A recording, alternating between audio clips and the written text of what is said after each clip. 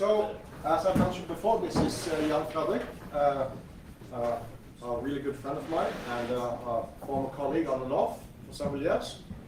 And he's the guy I turn to each time I need something analyzed and I need some code to do it. He tends to enjoy all the challenges that I'm throwing at him. As an example, the heat maps. He did that like in less than 24 hours when I asked him to do it. Oh, very nice guy. And now he's going to do a talk named "The Problem with Users." And honestly, like always, he always disagrees with me. No, I don't. And once again, he hasn't practicing that one. But Jan Fredrik is, on a personal note, he is the absolutely best guy I know to debate anything just by principle. He will disagree with you. And he's really, really good at making sure that you have actually thought through everything you're saying before you do it. So this is Jan Fredrik, and please welcome him.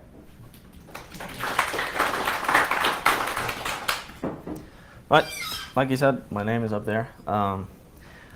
I work for a company called Datametrics, a Norwegian company. We specialize in computer networks, data centers, security, that kind of stuff. I'm a senior consultant in the security field. That's my professional email if you want to do anything professionally related. If you just want to shoot the breeze, that's my Twitter handle, my email address, link to find me, that kind of stuff. Right. So this whole thing starts back in the noughties. Me and Per was doing, he was doing password auditing for a rather large company, and I was helping him out with the analysis. There was about 2,500 Active Directory accounts he was analyzing. He had cracked about 93.5% of them. And so this is just a precursor to what's coming later. I have to explain the backstory here. They used, I think it was a fairly standard password policy, minimum 8 characters, uppercase, lowercase, digits, and for this speech, the important thing is there was a change every 3 months. the server side is also by default, or on the server side. Speak up, please. The settings on the server side is set by default because it's possible to change to more secure things on the Windows, for example. I presume this was a standard setting. I guess. I don't know. I can't really recall. But what was interesting was that they had a fairly substantial password history available. So I was looking at these password histories, and I discovered these long sequences of passwords that looked like this. Starting, basically the same password with the numbers changed, and it was again and again and again, and it was the same thing. And here's obviously a Lord of the Rings fan. But sometimes these chains were what I call radically broken. They were just suddenly there was a password that didn't follow this trend at all, and I was curious as to why. Sorry, change the girlfriend? It might be, yeah. There was a lot of. Well, he changed his protege, didn't he? Well, it turned out there were 2 apparent reasons for these changes. One is rather obvious, and anyone care to guess, by the way? What would the reason be for suddenly changing this radically? When you get to the end of the password history, you start again? No, that's not a radical change. To be hacked.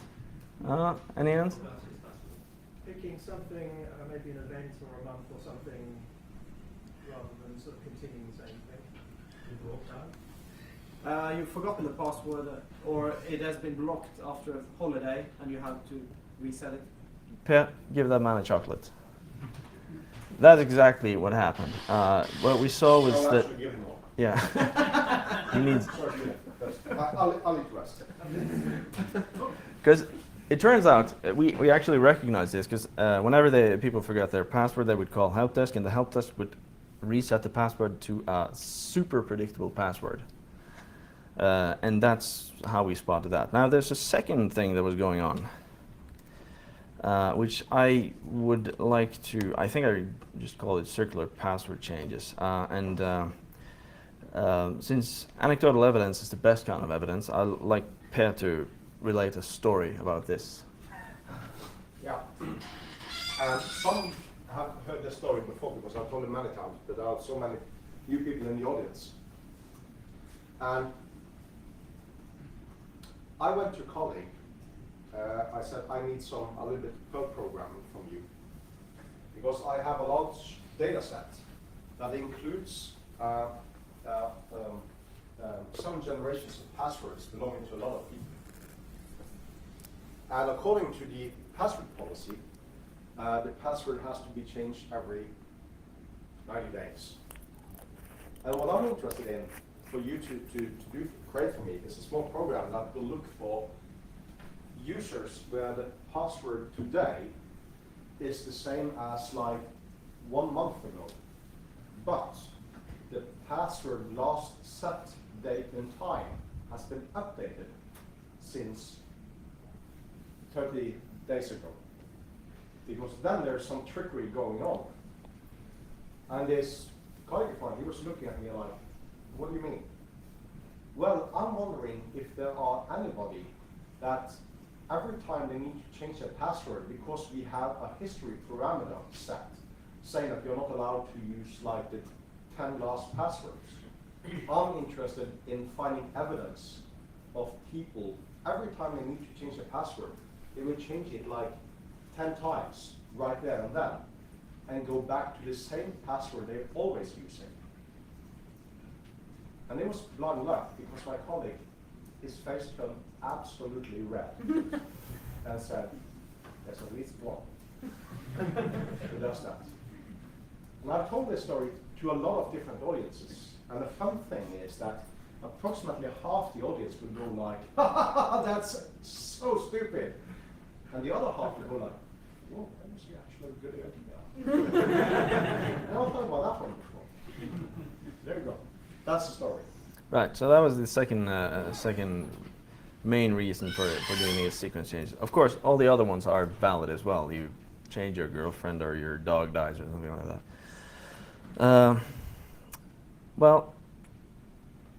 Oh yeah, I was told by someone at the previous conference, maybe it was Marcus, that you needed quotes in a presentation for it to be valid.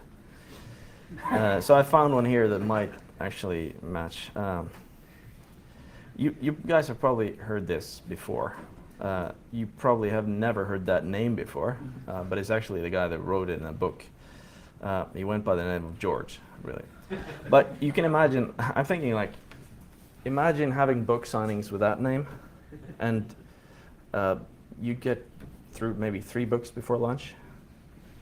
Well, anyway, this doesn't really work with password history because it's the opposite. If you remember the past, you will repeat it because you'll create a new password that looks almost identical. So yeah. The other item I needed to include in a presentation was kittens, so here's one. Well, I'm missing stuff here. Why don't you just leave your computer up?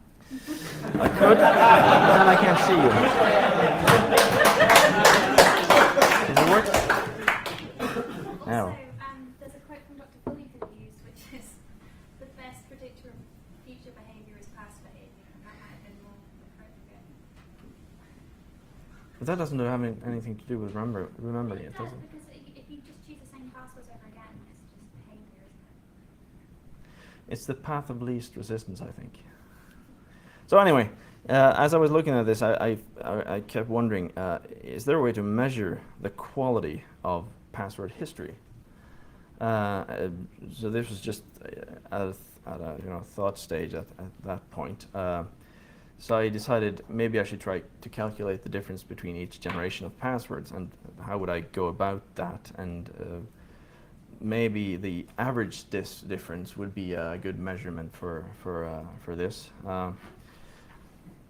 So that's about as far as I thought, because I'm lazy, like everybody else, and I went and implemented it. So I looked around for a kind of algorithm for this, and obviously Leversund distance metrics, which is like is a nearly 50-year-old algorithm invented by a guy called Vladimir Leversund. It basically calculates the minimum number of single character edit operations that you need to change or transform one string into another. The operations are insert, delete, and substitute. So I tried this, implemented it. It was a fairly interesting task because it's a nice little algorithm. It's basically computer science 101. So it's been a while since I did that. So it's nice to go back to the roots. So I had a look at the various passwords I found, and back to our Star Trek fan. The difference between Obi-Wan 08 and 09 is just one single substitution. The difference between 09 and 10 is actually two substitutions, because you have to substitute 0 for 1 and 9 for 0. And then on to 11, that's another single substitution. And just for good measure, here's how it looks if you substitute a lot more. Replace, substitute, delete. I don't know, it's a big matrix of what it does, so it finds the shortest path. So that's a distance of 9, editing distance, same as Marcus was talking about, right? Yeah, earlier. So the average distance turned out to be just over 1. Mainly because of this thing here. Because going from 09 to 10 happens to be a distance of 2 instead of 1. So okay, I thought, but there might be more interesting ways to calculate this. So I thought about it a bit more, and I figured that, well, maybe I should try to calculate the difference between patterns instead of passwords. So I did basically what they're doing in Hashcat and the other cracking software. They make, you know, patterns for hybrid attacks.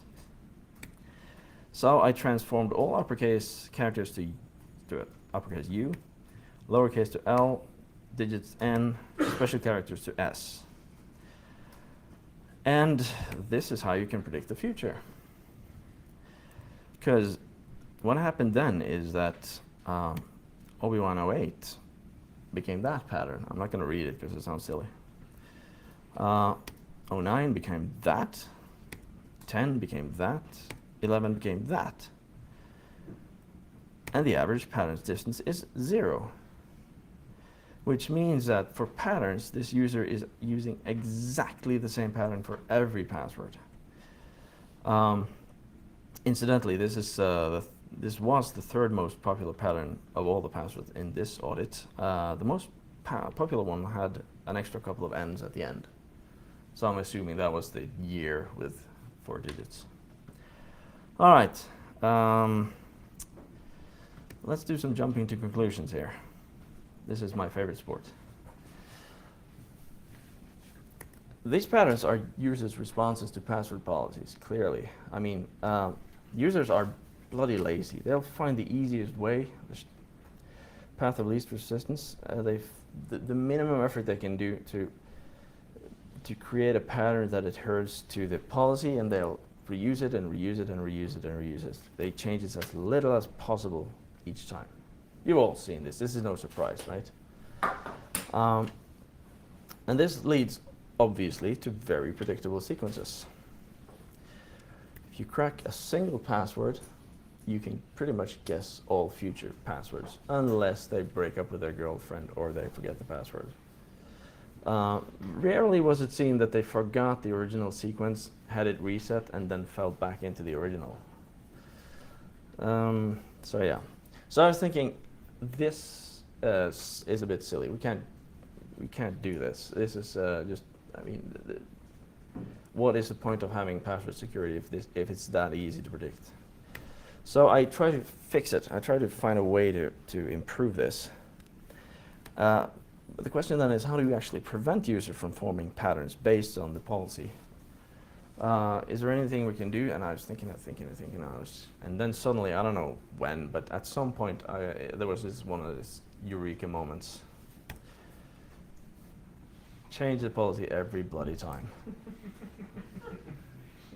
And it is quite obvious that this is how it has to be done. So I'm going to detour a bit into the world of cartoons for a bit. You've probably already seen this. I mean, this is old stuff. This is 1998. It's 15 years ago. This password policy is nothing compared to what we're using today. Correct? Or should be used.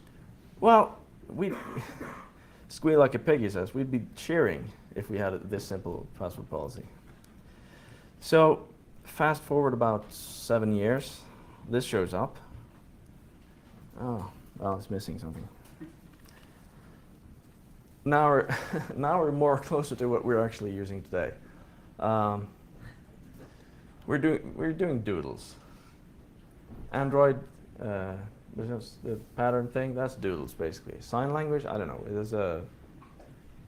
Are we doing that? Kinetics, passwords, maybe? I don't know. The levitating businessman character from Unicode 7. It's a stretch, okay. But squirrel noises, that's clearly voice recognition, right? So it's already here. But this is just simplistic stuff compared to what I think is necessary. So it's basically going to be a new world order here. We are going to generate a new password policy on every password change.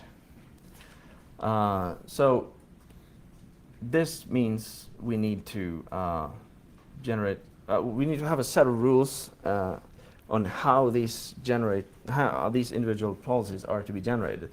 So there has to be like a policy about the policies or a meta policy. So enter the password meta policy, which is basically a blog post I wrote 3 years ago. Back then I was just thinking out loud. I've gone a bit further this time. So to explain the meta policy, the way I envision it, it could be done differently, but this is one approach. I've set up 2 categories of rules. One category are the non-volatile rules. They are the rules that are fixed. They're always going to be in the generated policy, and they're is something you will set on at the very beginning of starting to implement this. Then you have the volatile rules. These are customized for each individual policy. So here are some examples of non-volatile rules. The new generated policy must deviate from the previously generated policy on at least 3 points. Okay, that means we have to store this policy for each time a user changes his password. That's doable. It's impractical, but sure, we can do that. The other thing is that I think most people can agree that most passwords suck anyway. So let's just reject most of them on a whim. Why 73%? I have no idea. I just picked it. You can probably approach that number more closely with some statistics, but then you would have to actually implement a password quality metric, which, as far as I know, nobody has done properly. There are a billion different attempts. None of them work properly, I think. So, right. Wouldn't that encourage sequencing? Just you wait. So, also, each of the volatile policy rules only has a 73% chance of being included. So sometimes there's a minimum password, sometimes there won't be. Minimum length, etc. There could be other rules. This is just, we can do a discussion later. So the volatile rules, which are sort of the interesting parts of the password policy, and keep in mind, I'm just talking about a single policy for a single user for a single password change. Minimum password length, randomly chosen between 1 and 73. Someone pointed out that, well, I wouldn't have a password that had a minimum length of 1 character. Well, that's going to be addressed as well. So you can set the maximum password length. Why you would do that, I don't know. Pick or choose. It's not necessarily going to be included anyway, so yeah. Next one. Password must, or maybe must not, contain uppercase characters. Same thing with lowercase, digits, and special characters. Now keep in mind that only 73% of these are going to be included, or rather, there's only a 73% chance that each one of these are going to be included in any given policy, so it's going to change around a bit. Continued. Well, there's another suggestion. Some percentage of vowels. I mean, obviously, I was only thinking Western languages where you have vowels, and I don't know what you got in Chinese and stuff. Were you born in 73? No, I wasn't. I have no idea why I ended up with 73, but 75 was too obvious. Incidentally, I was born in 75. Good year. Well, and the opposite. Passwords must contain at least this percentage of consonants. Well, okay, so already now, if you're paying close attention, which I hope you are, you can spot a little niggle. What if that random number turns out to be 51 and 51? Tough luck. You won't be changing the password. No, actually, we should just generate a new. We could regenerate a new password policy, or we could implement code that makes sure these paradoxes or mutually exclusive rules don't occur. Right, another one. And different characters. So even if you have a minimum length of 1, if this rule kicks in and it's 18, then obviously the minimum length is going to be 18 anyway. Yeah.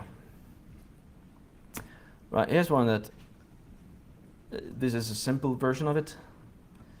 It must not match a word or words found in some kind of dictionary, which you predefine.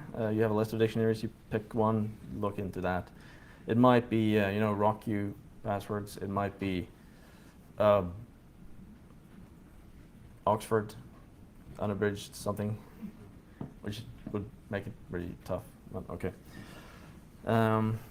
Also, if you have other kinds of information, I mean, if all you have is just you're going to change the password, then these are rules that work. But if you have more information about a user, like username, you have the password history, you have the username, email address, you could of course reference this and create rules that well, based off of them. I have no idea what they would be, but you know, real name, other personal information. You can do soundex, metaphone matching.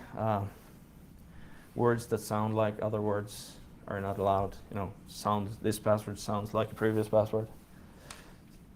You talked about passwords.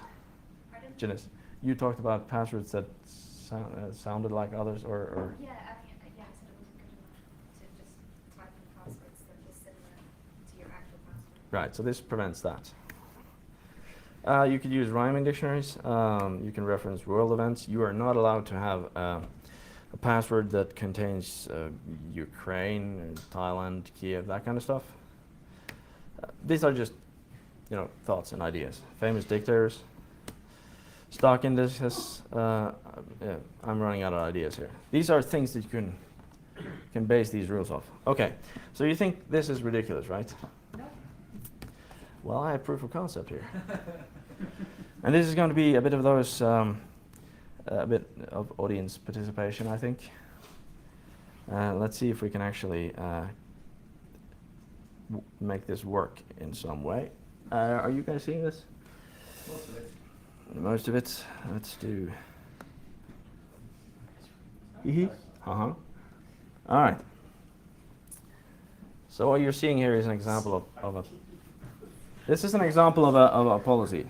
Each policy has an idea, just for reference, I guess. What you're looking at now is one password policy, and what I'm doing is checking a blank password. So, so obviously, password must have a maximum length of 63 characters. That works for a blank password, but a minimum length is 53. Not contain lowercase. That's easy. We don't have any characters at all. 9% vowels, 21% consonants should be doable. 40 different characters. Well, okay. So not lowercase. Where's the check for the second to last one? Oh, that's easy. Let's just start typing. I've done a lot of testing with this, and what I found works best is just mashing the keyboard. See what happens. Just let your cat walk over it. Yeah. That's Cat. Or if you have kids. Kids are good. I have cats. I think cats work better. They don't destroy the keyboard. Let's see if we can do this. Okay, 53 characters. We can do that. No lowercase, so we can do things like this. Must contain digits. 40 different characters.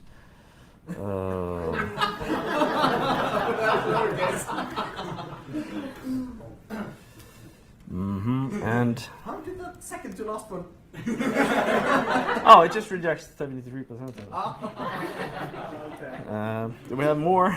Is there anything else we can insert here?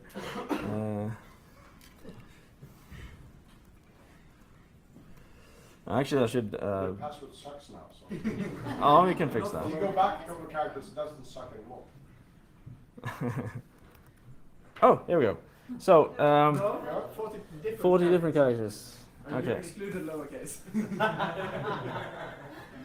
Now we can start typing in Unicode, I guess. Unicode stuff, yeah. Use OKO key and mash the keyboard to return the job.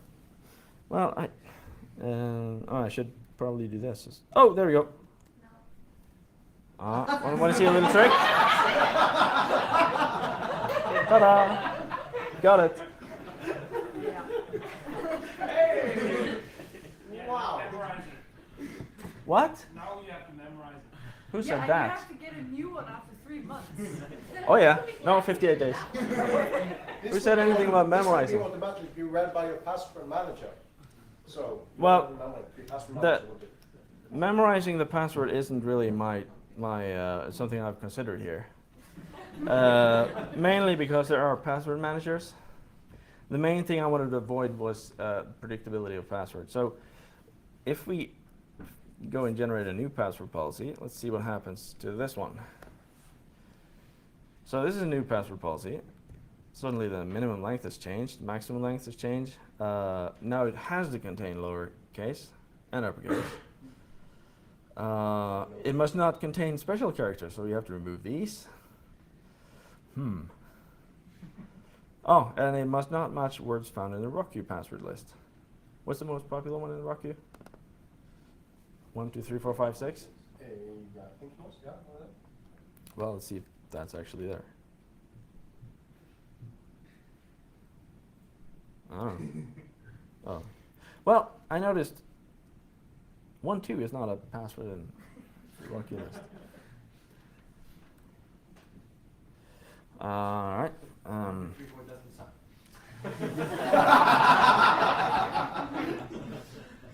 Well, It's a proof of concept. all right. What else? We need 19 characters, so we can start with 1, 2, 3, 4, 5, 6, 7, 8. So we got more than 19, right? It must contain an uppercase. 49% consonants. So At least it's not exactly 49% consonants. there we You go. also have a maximum length. Oh dear. Now you So now I need to do this. Ta-da! So even if this this seems impossible, it is actually possible to create passwords that match this. You will need the live feedback, otherwise you're lost.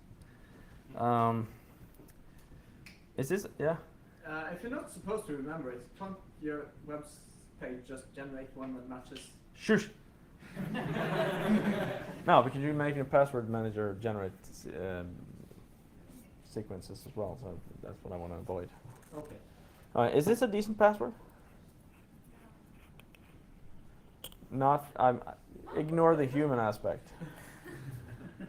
Is this something you would crack? Would you run this through a? Ilya, No. what does John use? It's on long, CK? yeah. would this be crackable? Speaking And of in the hashcat. words, not.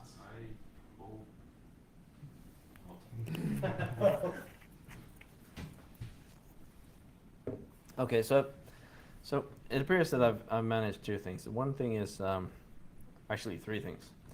The first thing is to avoid patterns. Users are no longer able to create predictable patterns.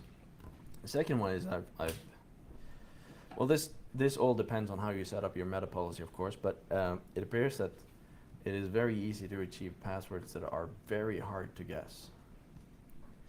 And the third thing I've managed to do is alienate my users severely.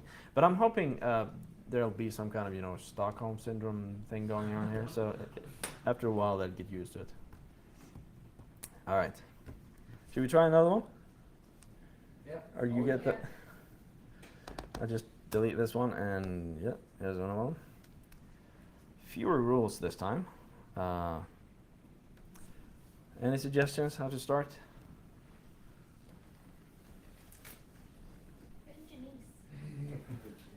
And with ILS, we're gonna pass through this.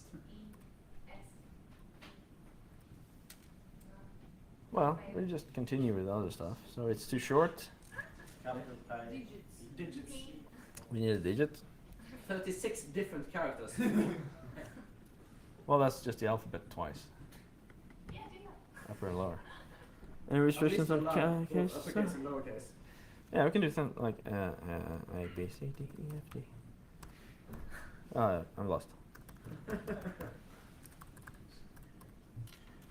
X, Y, Z, and then A, B, C, D, E, F, G. What is it? H, I, J, K, L. Oh, hey! That's a decent password, isn't it? And no special characters. No need for that. Only one digit. I'd use that one. You can remember it. No? This is incidentally the Welsh spelling of your name. Huh? All right. So let's see if we can go back to the presentation. Oh, hey. It worked. Right. So obviously, I am.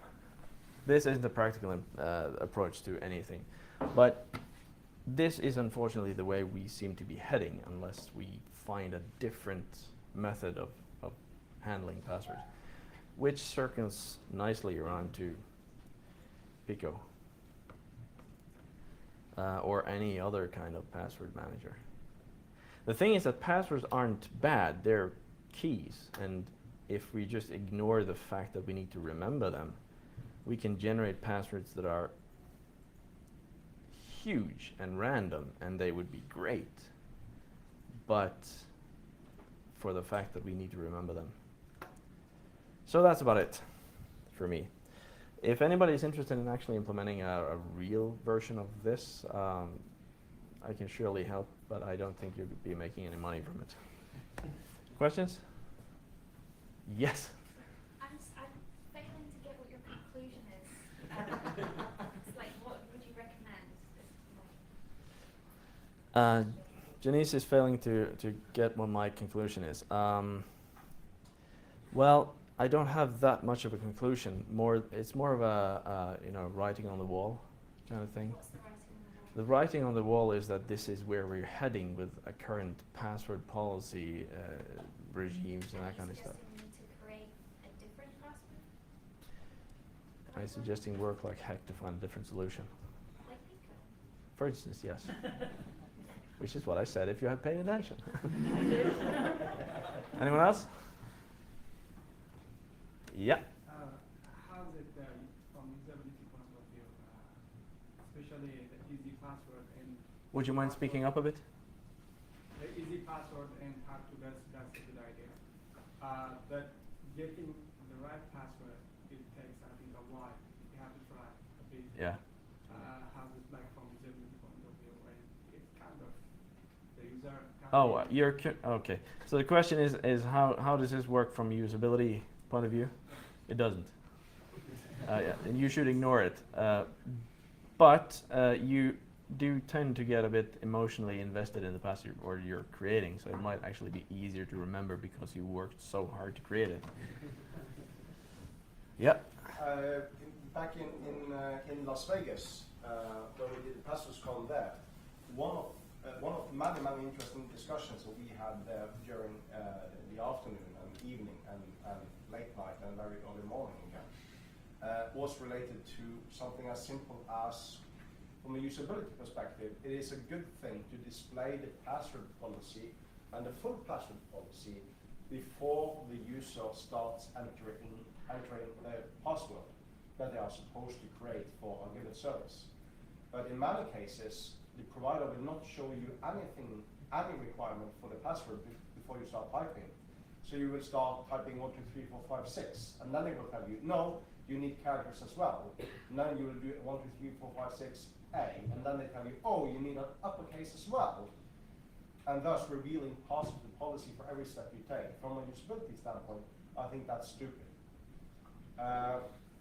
But our discussions was also that not only should we display the full password on screen, but perhaps we should, to UBAS, maybe to the guys creating HTML or somebody else, maybe we should also suggest that the password policy requirements is also in some way embedded in the web page, so that a password manager or any kind of software can read the given requirements, both minimum requirements and also the maximum restrictions that you have for passwords, so that the password manager or any other software can create the best possible password randomized for that service.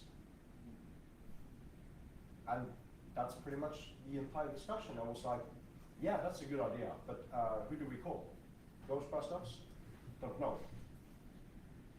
How do you securely store that password anyway? Hmm? How do you securely store that password? It has to be in the data or something? No, this would be the policy.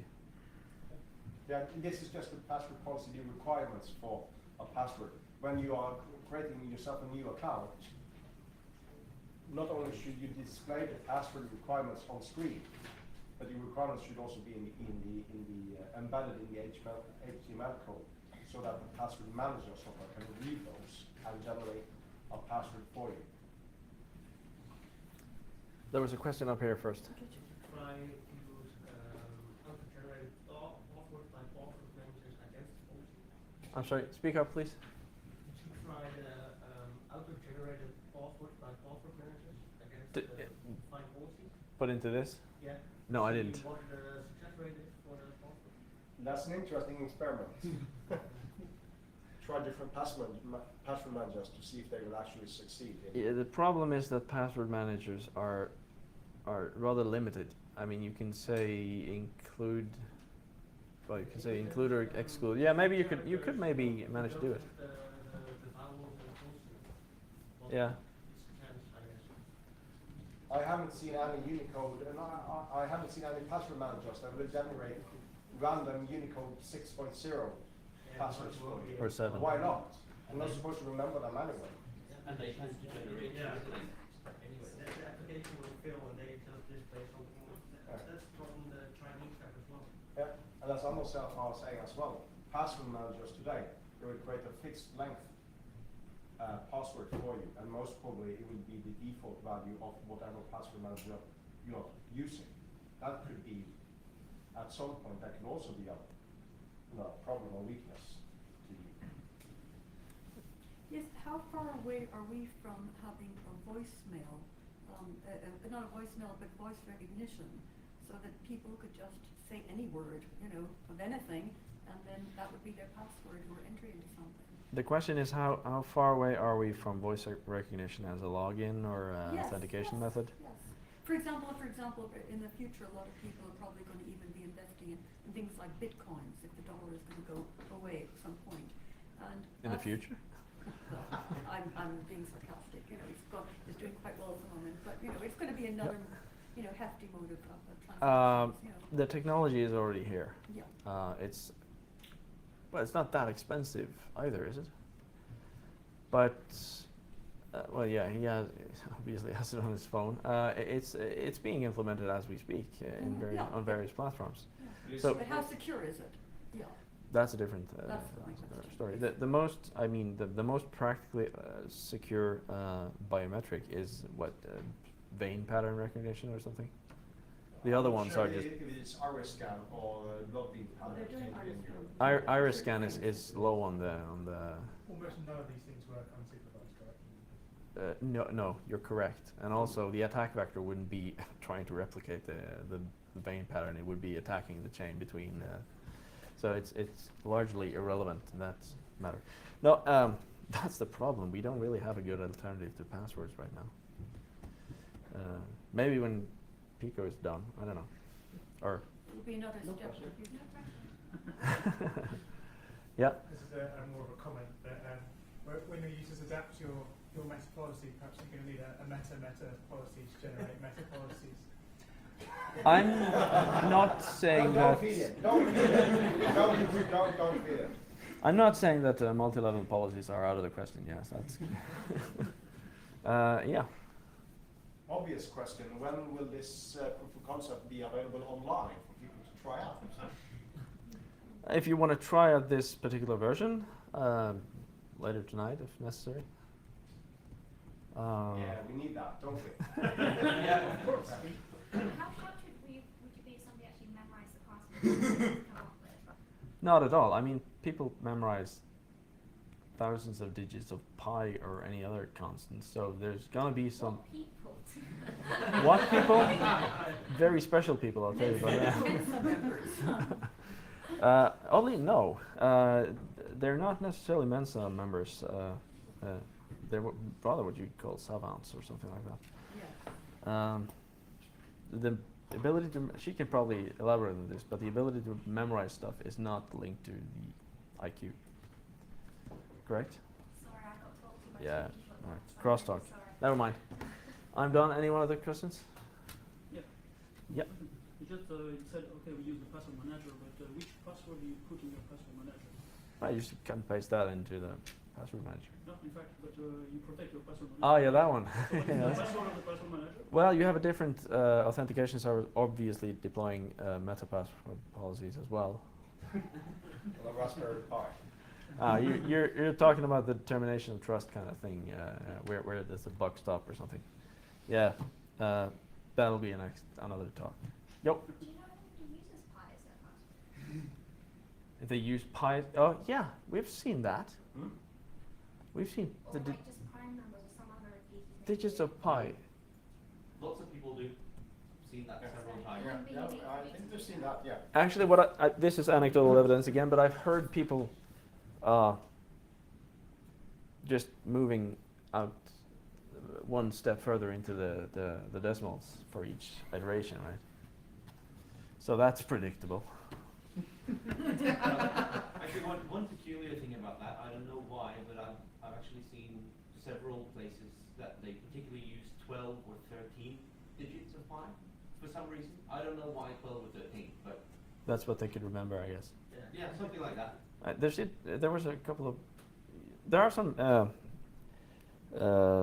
memory rules for remembering digits of pi, like years or something like that. I guess some of them stop at 12 or 13 digits. Anyway. I think it's a combination of chunking and syllables you can remember. So if you were to reduce today, like 1920 would only be 2 syllables, but that's a whole chunk.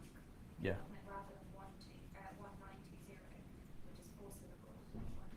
Yeah, it's 4 syllables. I think it's in terms of working memory, Bagley, if you read any Bagley stuff on working memory, I think he talks about chunking and the magic number 7 plus or minus 2, which has actually been modified. But yeah, chunking and the number of syllables in each chunk affects how much you can remember.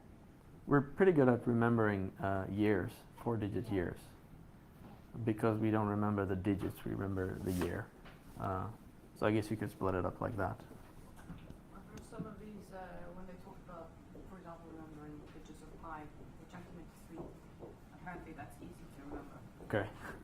A lot of these, when I played the names and stuff, they use I don't know. I can only remember 6 digits, and one of them is 3. So. Okay, no more questions, and I will say thank you to you, Fredrik.